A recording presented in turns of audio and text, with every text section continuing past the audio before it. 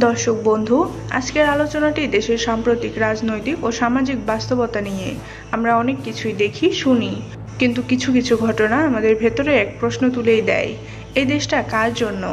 সম্প্রতি আলোচনায় এসেছে সাবেক প্রতিমন্ত্রী আসিফ মাহমুদের দুর্নীতির বিষয়।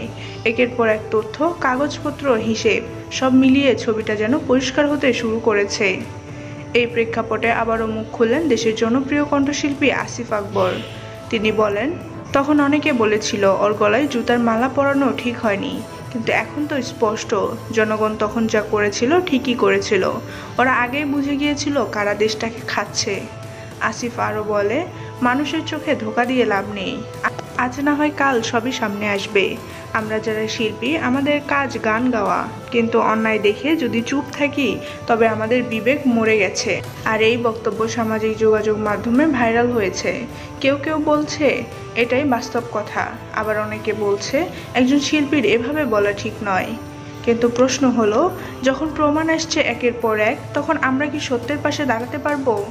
আপনি কি মনে করেন কণ্ঠশিল্পী আসিফ যা বলেছেন সেটা কি সাহসী উচ্চারণ নাকি অযাচিত মন্তব্য? আপনার মতামত আমাদের জানাতে ভুলবেন না। এবং এমন সাহসী কণ্ঠগুলোকে যদি আপনি সমর্থন করেন তাহলে অবশ্যই এই ভিডিওটি শেয়ার করুন।